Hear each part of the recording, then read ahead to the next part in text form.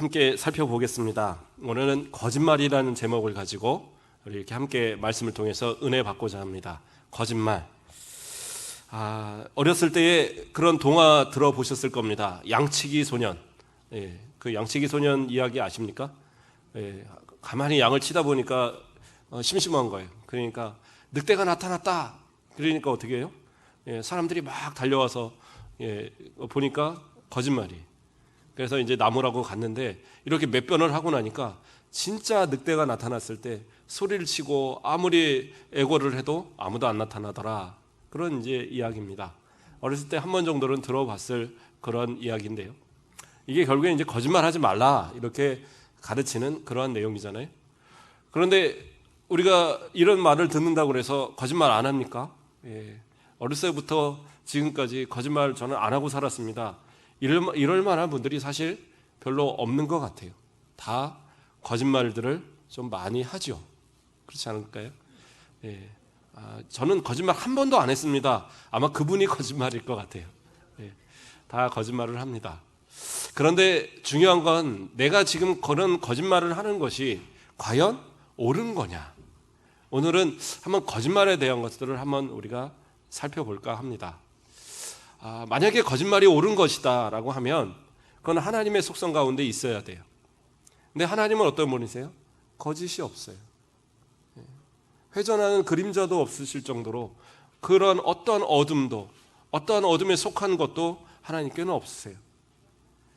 그러면 그 하나님께 없는 그러한 속성이 왜 우리에게는 있는가? 오늘 본문에서 읽었던 본문에서 뭐라고 얘기합니까? 거짓의 아비 사탄 마귀로부터 그것이 우리에게 주어지는 겁니다.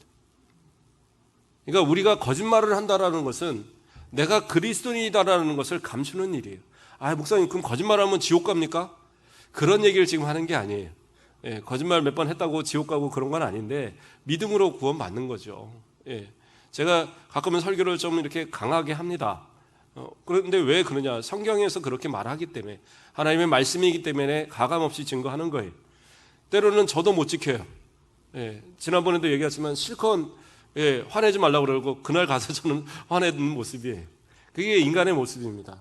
그럼에도 불구하고 하나님 말씀을 대언하는 자리이기 때문에 가감없이 증거하는 거예요. 제가 만약에 여기서 말씀을 일부를 빼고 일부는 더하고 이런 식으로 해서 전한다면 제가 거짓말하는 거예요. 그러니까 하나님의 말씀을 들을 때는 그것이 내 마음에 걸릴지라도 그것을 아멘으로 받으셔야 돼요. 그리고 그것을 내가 혹시 못 지킬지라도 그걸 가지고 하나님께 기도하셔야죠. 내가 못 지킨다고 나는 안 되는가 보다 이런 생각하지 마시고, 또 내가 못 지킨다고 목사님은 왜 그런 말씀을 하실까 생각도 하지 마시고, 말씀을 들어서 혹시 내게 걸리낌이 있으면 하나님 나에게 기도하시라고 하나 보다. 그래서 그걸 가지고 기도하시면 돼요. 그러한 모습들을 통해서 하나하나 고쳐가는 것, 그것이 어떻게 보면 그리스도인들이 살아가는 그런 과정인 것 같아요. 내가 진짜 구원받은 것으로 한 번으로 딱 끝난다. 그러면 하나님께서 내가 구원받은 그 시점에 내가 예수 그리스도를 나의 구주로 고백한 시점에 딱 데려가 버리시면 간단하죠. 그런데 왜 아직도 이렇게 생명을 부지하게 하시고 왜 천국 가는 그 순간까지 이렇게 긴 시간을 나를 끌어가시느냐? 나를 좀 더 훈련시키시는 거예요. 그래서 지금은 완전하지 못하지만 조금씩 나아가지는 모습 속에 주님 앞에 갈 때쯤에 되어져서는 사람이 그런 얘기 있잖아요. 죽을 때 되면 사람이 변한다고. 그게 죽을 때 되니까 변한 게 아니라 정말로 그렇게 변해진 그런 모습이 맞는 모습인 거예요. 그러니까 내 인생을 쭉 가다 보니까 어느 순간 이렇게 달라져 있는 거죠. 그렇다고 그래. 내가 달라지면 안 되니까 나 천국 빨리 가기 싫으니까 안 달라져야지 이러시라는 얘기가 아니라 조금 더 달라진 모습, 그게 정상이라는 거예요. 그게 정상이라는 겁니다. 그러니까 오늘 거짓말이라는 부분도 사실 이 이야기를 하다 보면 마음에 걸리는 부분들이 많이 있을 거고, 목사님도 혹시 거짓말 안 하셨습니까? 저도 했다니까요. 저도 거짓말 가끔 합니다. 못생긴 분들 보면서도 이쁘십니다 이럴 때도 있고, 우리 성도들한테 그랬다는 게 아니라, 그렇잖아요. 애기들 가서 보는데 애기들 너무 이쁜데 다 이쁩니다 하는데 가끔은 못생긴 애도 있잖아요. 돌잔치 가서 무조건 애기 이쁘다.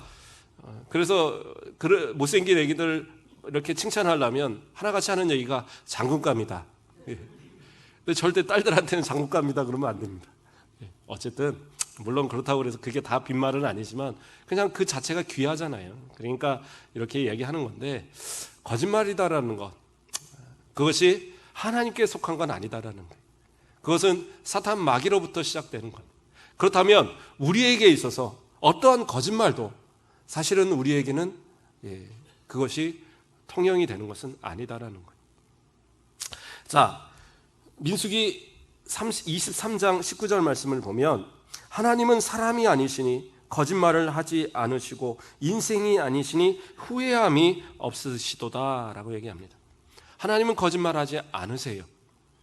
그런데 우리가 때로는 우리에게 있어서 왜 거짓말이 있느냐, 우리에게서 왜 거짓말이 자꾸 발생을 하느냐, 거짓말이라는 그 뜻 자체가 그 사전을 찾아보면 이런 얘기를 합니다.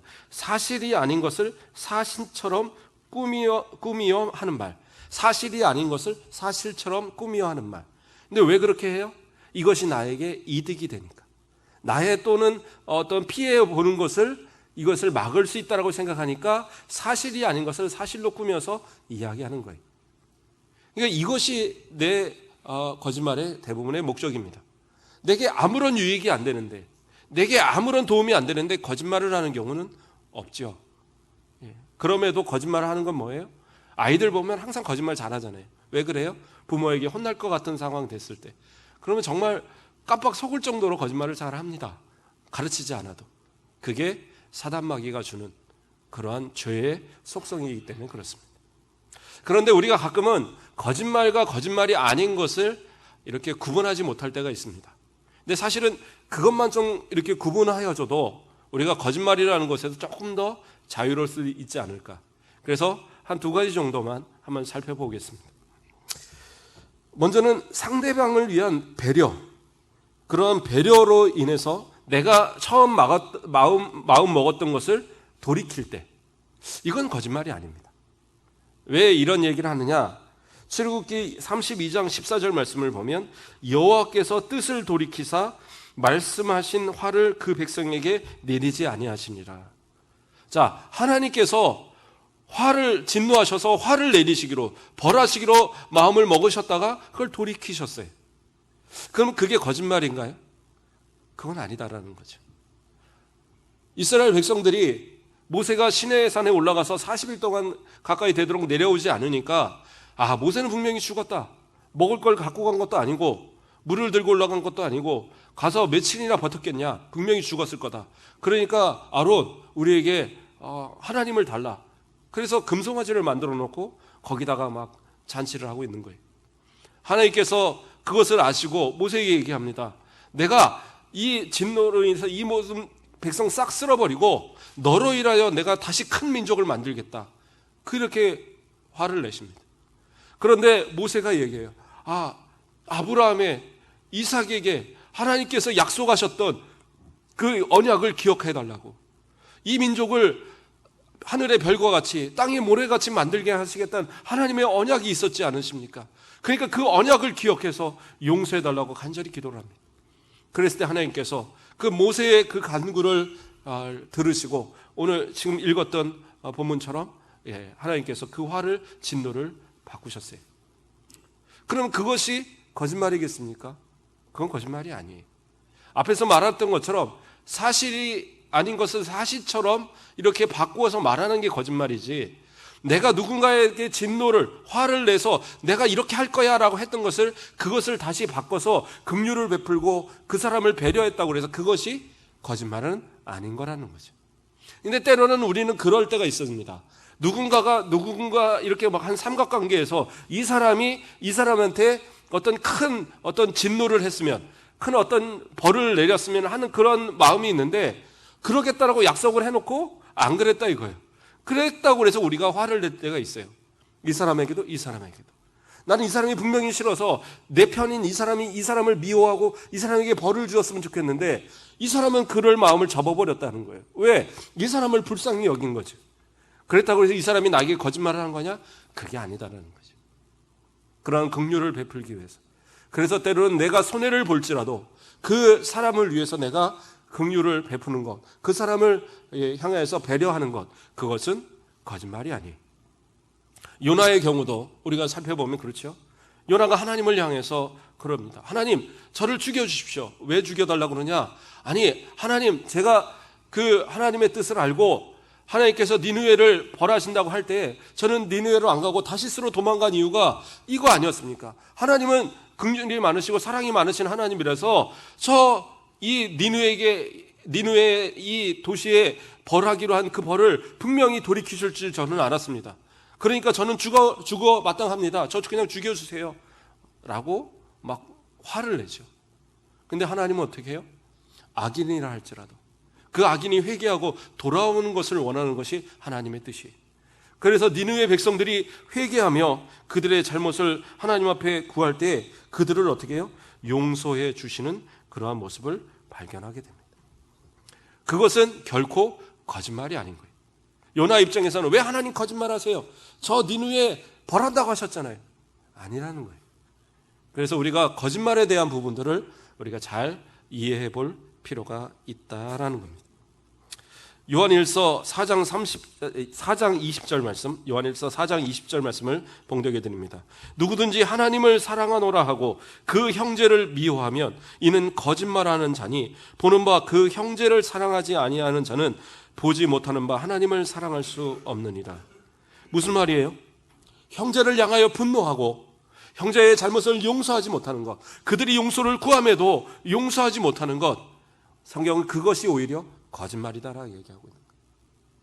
진짜 나는 하나님의 사랑을 받은 하나님의 사람입니다 라고 말하면서도 다른 사람을 향하여 사랑하지 못하고 그 사람들의 그 잘못을 용서하지 못하는 것, 그것이 뭐예요? 그것이 거짓말하는 행동이다. 내가 하나님을 믿는다, 내가 하나님을 사랑한다라고 말하는 그 말을 거짓말로 하고 있는 거다라고 성경은 기록하고 있습니다. 저는 진짜 하나님 사랑하는데요. 그렇죠. 그 사랑이 거짓말일 리는 없을 겁니다. 그렇다고 한다면 하나님의 사랑 받은 만큼 다른 사람에게도 관용을 베풀고 배려할 수 있는 것, 그것이 진짜 옳은 모습이다라는 거예요. 저는 입에서 나간 것은 무조건 지킵니다. 그러니까 저 사람 미워하는 거 끝까지 하겠습니다. 그게 오히려 거짓말이라니까요. 그러한 삶을 살아서는 안 된다는 사실입니다. 자, 그러면 또 두 번째 거짓말이 아닌 것, 과거에 자신의 잘못된 행동을 깨닫고 그것을 다시 바꾸어 행동하는 것, 그것은 거짓말이 아니에요. 사도행전 9장 19절에서 20절 말씀을 보면 음식을 먹음에 강건하여 지니라 사울이 다메섹에 있는 제자들과 함께 며칠 있을 새 즉시로 각 회당에서 예수가 하나님의 아들이심을 전파하니. 자, 바울의 경우를 이야기하는 겁니다. 바울은 유대 지도자들의 공회의 명을 받아서 다메섹까지 가서 그리스도인들을 잡아다가 공회로 넘기어서 때로는 죽이고 때로는 그들로 핍박하게 하는 그러한 일을 감당했던 그 모습이 바울의 역할이었어요. 근데 바울이 다메섹 도상에서 환상 중에 예수 그리스도를 만났죠. 강한 빛 가운데. 그리고 그 눈이 멀었다가 그 눈이 아나니아 선지자를 통해서 그것이 그 눈이 다시 회복되게 되고, 그리고 그 건강이 회복된 뒤에 그가 즉시로 한 일이 뭐였냐? 회당에 들어가서 유대인들을 향하여 예수가 그리스도라고 증거하기 시작했습니다. 그렇게 외쳐서 하는 모습을 보면서 처음에는 다들 당황했죠. 그리스도인들은 저거 혹시 딴 마음을 먹고 저러는 거 아니야? 그리고 유대인들은 저 사람이 미쳤나? 잡으라고 보냈더니 왜 저러고 있느냐? 서로가 다 이러다가 이것이 더 심해지니까 유대인들이 오히려 그 바울을 죽이려고 하는 그런 장면들이 나오게 됩니다. 자, 그러하면 유대인들 입장에서는 이 바울이 뭐 하는 거예요? 거짓말을 보는 게 되는 거예요. 우리들한테 가서 그리스도인들을 잡겠다고 가놓고는, 그리고 가서는 오히려 그리스도를 증거하는 사람이 돼버렸어요. 그러면 유대인 입장에서는 이것은 분명히 거짓말인 거예요. 그러나 그것은 뭐예요? 잘못된 것을 깨닫고 그것을 고치는 것은 거짓말이 아니에요. 잘못된 것을 깨달았음에도 불구하고 그것을 끝까지 지켜가는 게 오히려 거짓말인 거죠. 그렇죠? 사실이 아니다라는 걸 알았으면서도 이것이 맞다라고 말하는 것이 거짓말이잖아요. 그러면 이것이 사실이 아닌 걸 알았으면 아니다라고 말하는 게 진실인 거예요. 그런데 내가 처음에 이야기하고 처음에 가진 거, 처음에 생각한, 처음에 가진 나의 그 마음이 이것이 옳다라고 했다고 해서 그것을 끝까지 갈 이유는 없다라는 거예요. 어떤 이런 학자들 같은 경우에도 보면 처음에 가진 자기의 그 생각이 맞다라고 끝까지 우겨서 가는 사람이 있어요. 근데 반면에 어떤 학자들은 그래서 처음에는 이것이 맞다고 했다가 연구해보니까 이게 아니다. 그래서 후기에 가서는 전혀 다른 방향으로 가는 그런 학자들도 있어요. 그러면 그 사람이 거짓말했느냐? 그건 아니다라는 거지. 진리를 발견하면 이것이 아니라는 것을 알게 되면 그것을 바꾸는 것도 용기입니다. 이제까지 내가 쌓아온 명성, 이제까지 쌓아온 어떤 그런 위치, 이제까지 쌓아온 어떤 그런 배경, 이것이 잘못이라는 것을 알매도 불구하고 이것을 잃어버리면 내 육신적인 이득이 감아여지고 내 어떤 이제까지 쌓아오는 것들이 다 무너진다라고 그래서 그것을 끝까지 붙들고 간다. 그것은 잘못이다라는 겁니다. 혹시 내가 살면서 하나님 앞에 이제까지 쌓아놨던 것들이 내가 돌아보니 하나님 앞에 죄된 것이 있다고 한다면 과감하게 그것을 버려버리는 것이, 그것을 무너뜨려 버리는 것이 오히려 하나님 앞에 정직한 모습입니다. 그런데 그것을 끝까지 내가 붙들고 이것 정도는 괜찮아, 이런 것 정도는 괜찮아, 자신을 되게 자신에게 관대하며 그것을 끝까지 지켜간다. 그것은 뭐예요? 하나님 앞에도 범죄하는 것이고 신앙의 모습이 아닌 거짓말하는 행동이 되는 거예요. 그러므로 내가 아무리 어떤 말을 이제까지 해놨을지라도 이것이 아니다라고 여겨지면 과감하게 그것을 잘못이다라고 말할 수 있는 것, 그것이 중요한 겁니다. 신천지의 이론을 만들고 막 그랬던 그분 있잖아요. 제가 실제적으로 들어보거나 그분하고 이야기해보거나 그런 건 없지만 어느 날 보니까 목사님 댁에 있으시더라고요. 뭐예요? 잘못된 걸 아니까 돌이킨 거예요. 내가 죽을 죄를 졌다. 이제는 그들을 오히려 돌이켜서 올바른 신앙으로 바꾸는 것이 내 사명이다. 그래서 목사님이 되셨더라고요. 가능한 일이라고 봅니다. 옛날에 그 나쁜 짓 해놓고 어떻게 목사님이 됩니까? 목사님도 다 나쁜 짓도 해요. 목사님 되고도 나쁜 짓 하는데 진리가 맞다라고 여겨지면 그것을 위해서 헌신할 수 있는 것도 그것이 어떻게 보면 정직한 모습이다라는 거죠. 그럼으로써 하나님 앞에 우리의 모습들을 돌아보십시오. 혹시 이제까지 정말로 잘못한 부분들이 있었다면 이것을 내가 깨달았다면 이걸 즉시 제거시키십시오. 그리고 하나님 앞에 내가 새로운 삶을 사는 것이 그것이 진짜 정직의 모습이다라는 겁니다. 자, 그렇다면 우리가 거짓인 것과 거짓이 아닌 것을 좀 살펴봤습니다. 그렇다면 때로는 우리가 또 고민하는 것이 뭐냐? 이것이 좋은 거짓말인가? 이것이 나쁜 거짓말인가? 우리는 이런 것을 가지고 고민할 때가 있습니다. 거짓말은 다 나쁜 거잖아요. 그렇지 않아요? 근데 가끔은 이것은 선한 겁니다라고 주장하는 경우들이 있어요. 대표적인 예가 라헬에 대한 경우입니다. 여리고성의 그 라헬 아시죠? 여리고성의 그 여관 주인, 그 여인이 거짓말로 정탐꾼 2명을, 이스라엘 정탐꾼 2명을 살려줬어요. 그렇다면 그 모습이 과연 옳은 모습이었느냐? 우리는 한번 생각해 볼 필요가 있습니다. 아니, 목사님 이제까지 거짓말 나쁘다고 그랬잖아요. 사단 마귀가 주는 거라고 그랬잖아요. 그러면 그것도 나쁜 것 아닙니까? 그렇죠, 나쁜 거죠.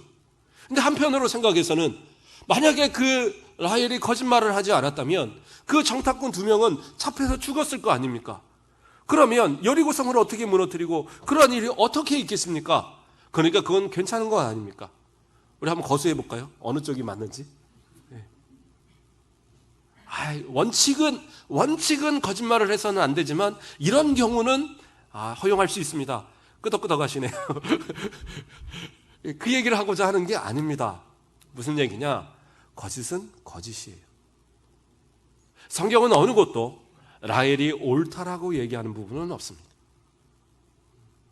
아니, 목사님 분명히 라헬이 그 거짓말 때문에 그 여리고성에서 붉은 줄 내려갖고 그 집에 있는 그 모든 가족들 다 구원하지 않습니까? 그러니까 거짓말 아닙니까? 성경은 그렇게 이야기하지 않아요. 그 라헬에 대해서 신약성경에서는 2군데에서 그 라헬을 평가합니다.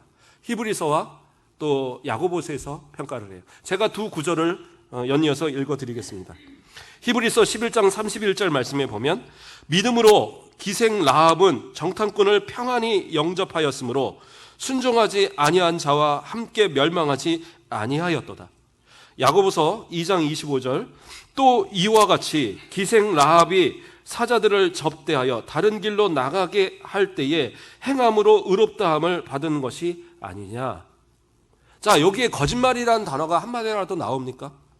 그 여인이 거짓말을 통해서 그들을 살려줬기 때문에 그들이 구원받았다는 말이 한마디라도 나와요? 그런 말은 없어요. 그러면 어떤 단어, 무엇 때문에 그 여인이 구원받았습니까? 믿음이다라는 거예요.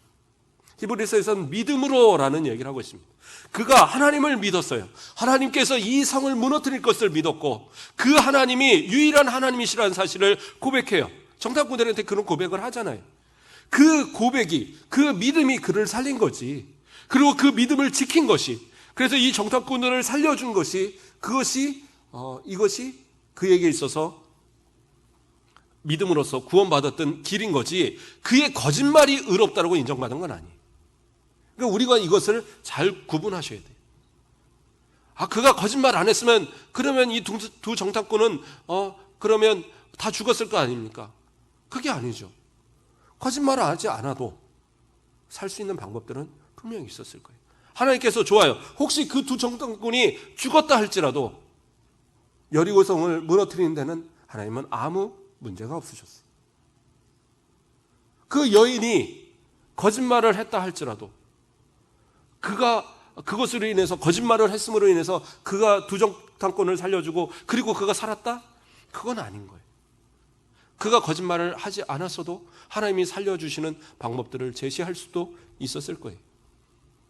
그럼에도 우리는 자꾸 거짓말에 대해서 선한 거짓말, 거기다 착한 거짓말, 하야한 거짓말, 그러면서 거짓말을 자꾸 미워하려고 하는 모습들이 있다라는 거예요. 야고보서의 이 2장 25절 뒤 이어서도 무슨 말이 나옵니까? 2장 26절에 보면 영원히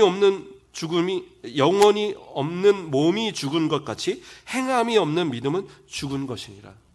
야고보에서도 이야기하는 것이 뭐예요? 믿음을 이야기하는 거예요. 이건 믿음의 행함을 통해서 구원받은 것이 결코 거짓말을 통해서 구원받았다고 말하지 않고 있어요. 그러므로 거짓은 옳은 것이 아닙니다. 마태복음 10장 16절 말씀을 보면 보라, 내가 너희를 보냄이 양을 이리 가운데로 보낸 것 같도다. 그러므로 너희는 뱀같이 지혜롭고 비둘기같이 순결하라. 이게 무슨 얘기냐? 예수님께서 12제자를 전도를, 여행을 파송하는 그런 장면입니다. 12제자를 보내면서 그들에게 너희가 이렇게 하면서 쭉 여러 가지 이야기를 한 뒤에 그러면서 하는 얘기가 뭐예요? 너희가 뱀같이 지혜롭고 비둘기같이 순결하라. 뱀같이 지혜로우라고 했으니까 때마다 거짓말하는 뜻이랍니까? 그게가 아니에요. 비둘기같이 순결하라는 것은 무슨 얘기예요? 어떤 거짓과도 타협하지 말라는 거예요. 뱀같이 지혜로우라는 것은 지혜롭게 전도하고 지혜롭게 말하라는 것을 이야기하는 것이지, 그것이 결코 거짓을 이야기하라는 그러한 이야기는 아니다라는 사실이에요. 바로 그 말씀에 뒤이어서 나오는 이야기들이 뭐냐? 여러 가지 고난에 대한 이야기를 하고 있어요. 너희를 회당에 잡아갈 것이고, 왜요? 예수 그리스도의 복음을 증거하기 때문에 자신들과 다르다는 이유로 그들을 잡아가고 또 채찍질하고 핍박할 것에 대한 이야기들을 쭉 나열을 합니다. 그런데 그곳에서도 거짓말을 하라는 부분들을 이야기하지는 않으세요. 그런데 그 20절 말씀을 보면 뭐라고 얘기합니까? 말하는 이는 너희가 아니라 너희 속에서 말씀하시는 이 곧 너희 아버지의 성령이니라. 19절부터 다시 말씀을 드리면 너희를 넘겨줄 때에 어떻게 또는 무엇을 말할까 염려하지 말라. 그때에 너희에게 할 말을 주시리니. 이게 무슨 말이에요? 너희에게 할 말을 누가 주셔요? 성령께서 주신다라는 거예요. 그러니까 미리부터 염려하고 미리부터 걱정하지 말라는 얘기는 뭐냐? 내 이 머리로 돌려갖고 무슨 말을 할까? 거짓말 준비하지 말라는 거예요. 그럼 거짓말을 준비 안 하면 가서 죽으면 어떡합니까? 그 매를 더 맞으면 어떡합니까? 내가 더 불이익을 당하면 어떡합니까? 그것이 문제가 아니라 내가 하나님 앞에서, 그렇죠? 뱀같이 지혜라고 그랬는데 뱀같이 악한 모습이 돼서는 안 되는 거잖아요. 하나님께서는 우리에게, 예수님께서는 우리에게 정직한 모습, 그것을 통해서 예수 그리스도의 그 어떤 본을 보이기를 원하시는 거예요. 예수님이 단 한 번이라도 거짓말 하셨습니까? 단 한 번이라도 거짓말했다면 그 십자가를 왜 지셨겠어요? 수많은 순교자들이 단 한 번만 거짓말했으면 살 수 있었어요. 수많은 선교사들이 가서 단 한 번만 거짓말하면 죽지 않을 수 있었어요. 그러나 그들의 죽음이 아니었다면, 그들의 피가 아니었다면 지금 우리에게는 이러한 복음이 전달될 수 없었다라는 거예요. 우리가 잘 아는 폴리캅 서문화교회의 감독, 그가 화형당하면서도 그 나이가 많고 그리고 많은 사람들에게 존경받으니까 그 집행하는 그 총독이 얘기한 거잖아요. 단 한 번만 좀 부인하면, 예수 한 번만 부인하고 적당히 지금 얘기하면 살려는 주겠다. 그런데 어떻게 해요? 이제까지 나를 한 번도 부인하지 않으신 예수님을 내가 어떻게 부인합니까? 어떻게 배반합니까? 저를 차라리 죽여주십시오. 그래서 죽음을 당한 거잖아요. 그 거짓말 한마디면 살 수 있어요. 그러나 예수님은 단 한 번도 그렇게 하라고 이야기하지 않으셨어요. 어떻게 해요? 그 순간 누가? 성령께서 말할 수 있는 그 입술을 주시겠다라고. 이것을 통해서 어떻게 해요? 스데반 같은 경우들은 담대하게 공회 앞에서 예수가 그리스도인 것을, 그가 메시아인 것을, 구주인 것을 증거하다가 돌에 맞아 죽었어요. 베드로도 변화된 이후에 그가 많은 사람들 앞에서 그 공회 앞에서 또 예수가 그리스도인 것을 증거하다가 매 맞고 그리고 쫓겨난 일도 있었죠. 감옥에 갇히고. 근데 사람들의 도움으로 이렇게 살게 되는 그런 경우도 있었고. 자, 생각해 보십시오. 그 한마디 거짓말이면 살 수 있고 거짓말이면 충분히 용서받을 수 있는데 그러지 않았어요. 왜? 그것이 예수님의 뜻이 아니기 때문에, 하나님의 뜻이 아니기 때문에. 오히려 내가 하나님께 아무리 구해도요, 하나님 내게 어떤 응답이 없는데 그러면 이것을 어떻게 피합니까? 그렇다면 차라리 침묵하시면 돼요. 거짓말할 상황이 되면 거짓말하지 말고 침묵하세요. 우리가 그거 있잖아요. 뭡니까? 경찰서 이렇게 잡혀가도 묵비권이잖아요. 묵비권. 왜 묵비권이 있는 줄 아세요? 내가 혹시라도 말해서 거짓말하면 그것이 가중처벌되니까 그러는 거예요. 그래서 이 사람이 거짓말 아니지 않을 수 있는 권리를 주는 거예요. 그리고 변호사나 이런 걸 통해서 좀 유리하게 말할 수 있도록, 거짓말할 수 있도록 만들어주는 게 아니라 잘못된 말을 해서 오히려 불리한 상황을 만들지 않기 위해서. 사람이 급하게 어떤 상황이 되면 거짓말하게 되거든요. 그러니까 차라리 묵비권을 행사하세요. 그러면 그것이 우리에게 있어서 오히려 옳은 모습이 될 수 있다는 거예요. 하나님께서는 우리에게 어떻게 얘기하십니까? 뭐라고 얘기하세요? 너희는 가만히 있어 내가 하나님 됨을 알지어다. 시편 46편 10절 말씀에 이야기하고 있어요. 너희는 가만히 있어 내가 하나님 됨을 알지어다. 그리고 시편 46편 1절 말씀에서는 하나님은 우리의 피난처시요 힘이시니 환난 중에 만날 큰 도움이시라. 하나님이 우리의 도움이 되시고, 하나님이 우리에게 피할 바위가 되시고, 하나님이 우리를 향해서 너희는 가만히 있으라고 얘기하시잖아요. 누가? 내가 하나님 된다. 다시 말해서 내가 책임지겠다라고 얘기하고 계신 거예요. 그렇다고 한다면 우리는 넉넉히 맡길 수 있는 거예요. 하나님이 책임지겠다는데 왜 내가 말로 먼저 사고를 칩니까? 그럴 필요 없어요. 그냥 맡기면 되는 거예요. 그 다음은 누가요? 하나님이 책임지시는 겁니다. 이제까지 거짓말 해왔는데 그러면 어떻게 합니까? 아니요. 그 거짓말 했으면 그거 다시 돌이키십시오. 아니 그러면 내게 불리할 텐데요? 아니요. 그럴 필요 없어요. 오히려 불이익을 당해도 이것을 다시 돌이키는 것이 내게 유익이 된다라는 거예요. 거짓으로 얻은 것은 어느 것도 나를 복되게 할 수 없어요. 차라리 내가 그것을 포기하는 것이 오히려 내게 득이 되는 겁니다. 교통사고 같은 거 당하셔도, 이렇게 교통사고를 내셔도 도망가거나 그러지 마세요. 그럴 필요 없어요. 그냥 경찰서 다 신고해서 다 처리하시고 스스로 하시면 돼요. 근데 제가 전에 그 교차로에서 한번 사고를 낸 적이 있어요.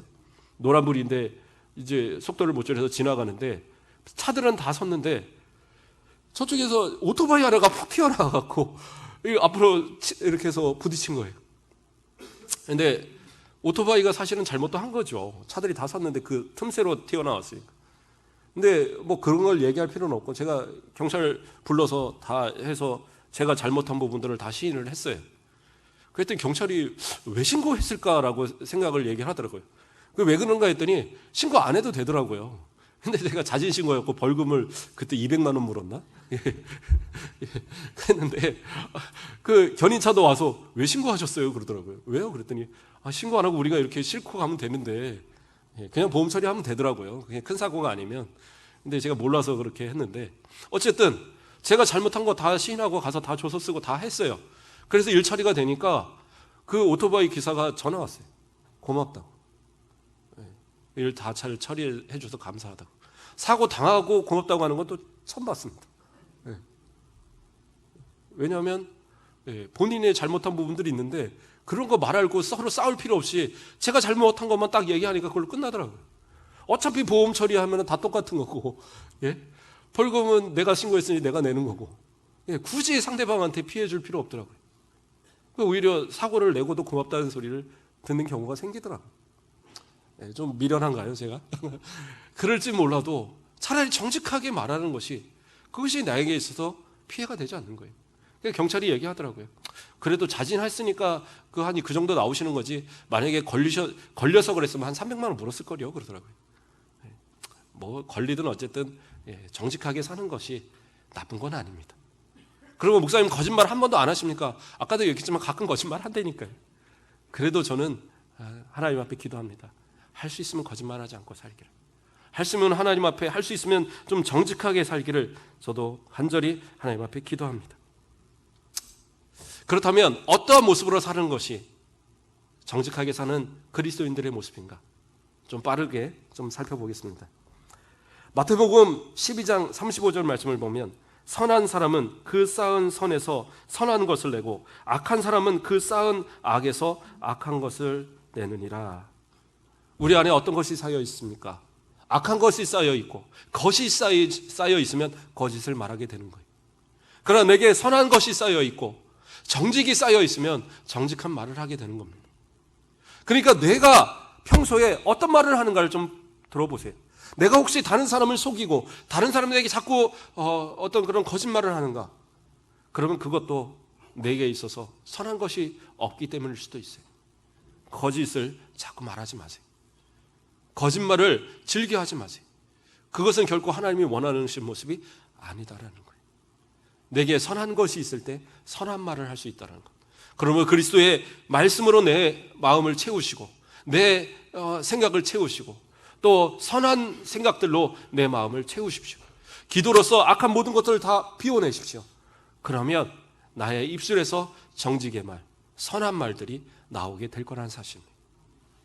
또 창세기 19장 14절 말씀을 보면 롯이 나가서 그 딸들과 결혼할 사위들에게 말하여 이르기를 여호와께서 이 성을 멸하실 터이니 너희는 일어나 이곳에서 떠나라 하되 그의 사위들은 농담으로 여겼더라.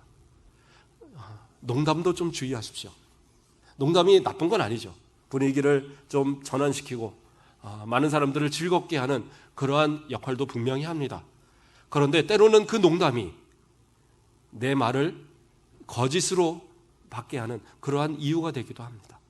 그래서 내가 농담을 적절한 것을 어떻게 내가 구분을 하느냐. 내가 진짜를 말했을 때에 그 상대방이 믿지 않는다. 그러면 나는 앞으로 농담하면 안 돼요. 내가 지나쳤다라는 거죠. 제가 이전에 있던 교회에서도 그런 적이 있어요. 다른 사람들이 웬만하면 제 말을 다 믿는데 어떤 이제 상황이 있었어요. 그 상황에서 제가 말을 했는데 제 말을 안 믿는 거예요. 아니 목사인 제가 말하는 것을 믿지 않는 거예요. 물론 본인 생각에는 본인이 억울하니까 그럴 수 있어요. 근데 제가 관련된 일은 아닙니다. 그런데 제가 그것에 대해서 이야기할 뿐이죠. 그런데 그 말을 믿지 않는 거예요. 그래서 제가 너무 억울했어요. 그래서 나중에 좀 풀렸을 때 그분한테 얘기했어요. 제가 목사입니다. 목사가 말하는 말을 왜 믿지 않으십니까? 저는 거짓말 안 합니다. 성도들을 향하여 거짓말 안 합니다. 믿으십시오. 그러니까 그때 가서 믿더라고요. 한 1년쯤 지나서. 그때까지도 안 믿어요. 그 상대방을 믿지 않는 거죠. 저를 안 믿는다면. 그러나 목회자가 말하면 믿어야죠. 이 사람을 아무리 못 믿겠어도 이 사람이 맞다라고 얘기를 하면 믿는 것이 맞는 거예요. 그러니까 목사님이 말할 때 목사님이 저 사람 편 들어서 얘기하지 이러지 마세요. 그런 거 아닙니다. 정직하게 말할 때는 들으셔야 돼요. 물론 목사님은 거짓말 안 하니까 거짓말 하겠죠. 그러나 어떤 중요한 상황을 두고 누가의 편을 들어서 거짓말하지는 않습니다. 자, 그렇기 때문에 농담이라는 것도 함부로 해서는 안 돼요. 그래서 저는 농담을 잘 안 합니다. 왜냐하면 제 말을 믿지 않을까 봐. 목사님이 자꾸 농담을 해서 어느 날 제가 정직하게 얘기를 했는데 그걸 믿지 않으면 양치기 소년처럼 정말로 진짜 늑대가 나타났어요 했는데도 안 믿으면 어떻게 되겠어요? 늑대가 나타났어요 그랬는데 늑대가 나타났다고요? 뭐 이러면 안 된단 말이에요. 못 알아들으셨죠? 늑대가 낙타를 낳았다. 그래서 낙타의 엄마가 늑대다 뭐 그런 얘기가 있어요. 그렇게 받아들이면 안 된단 말이에요. 그렇지 않겠어요? 그러므로 내가 농담을 할 때 누군가가 내 말을 믿지 않는 상황이 벌어졌다. 그때부터는 그 농담을 하시면 안 돼요. 하나님 앞에 좀 정직한 모습으로 사시자라는 거죠. 마지막으로 창세기 33장 10절 말씀을 보면 야곱이 이르되 그렇지 아니하나이다. 내가 형님의 눈앞에서 은혜를 입어 싸우면 청하건대 내 손에서 이 예물을 받으소서. 내가 형님의 얼굴을 배운즉 하나님의 얼굴을 본 것 같사오며 형님도 나를 기뻐하심이니이다. 이게 무슨 말이냐? 야곱이 에서의 앞에 서서 아부한 거예요. 아부하는데 뭐래요? 하나님의 얼굴을 본 것 같다고 그래요. 아니 아부를 해도 어느 정도 것이지 형의 얼굴 보면서 하나님의 얼굴 본 것 같습니다. 그리고 주여 막 그렇게 얘기를 해요.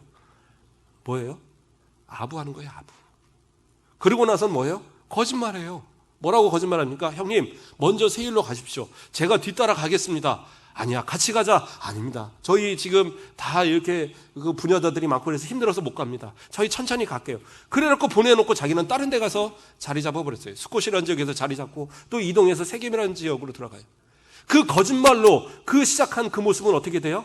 그 딸은 겁탈을 당해서 디나는 겁탈을 당해서 성폭행 피해자가 되고 그것 때문에 열받은 두 아들 시므온과 레위는 가서 살인하는 살인자들이 돼버렸어요. 그리고 그것을 어떻게 해요? 결국에는 두려운 마음으로 그것을 떠나오게 되죠. 그리고 하나님 앞에도 거짓말했죠. 자기가 돌아오게 되면 자기는 베들로 가겠다 그래놓고 베들로 안 갔었잖아요. 그리고 다시 베들로 올라가서 그곳에서 제단을 쌓고 하나님 앞에 기도하는 그 야곱의 모습을 봅니다. 너무 이렇게 아부하지 마세요.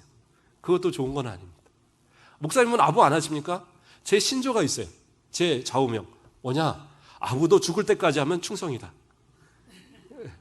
그러니까 절대 아부를 하되 그거를 뒤엎지 말자. 그게 신조예요. 그러니까 무슨 얘기냐? 아부가 되게 하지 말자는 거죠. 누군가를 향해서 그 사람을 신뢰했으면 끝까지 신뢰하면 되는 거예요. 그 사람을 좋다고 했으면 끝까지 좋다라고 말하면 되는 거예요. 그 사람이 잘생겼다고 얘기했으면 나중에 가서 옆에 가서 그 사람 내가 잘생겼다고 얘기했더니 막 지가 진짜 잘난 줄 알아. 그러면 안 된다는 거예요. 어딜 가지 그 사람 최고다라고 얘기하면 되는 거예요. 그게 아부가 안 되는 거예요. 아부는 뭐예요? 거짓말이에요. 아부는 어떻게 해요? 자기의 유익을 위해서 상대방을 기만하는 거예요. 그건 거짓말이에요. 그러나 그 사람에게 했던 말을 끝까지 지키면 내 목숨을 걸고라도 지키면 그건 충성이에요. 그건 아부가 아닌 거예요. 하나님 앞에서도 사람 앞에서도 아부하지 마십시오. 내가 아부했다고 생각하면 그거 끝까지 죽을 때까지 지키세요. 그러면 아부가 아닌 거예요.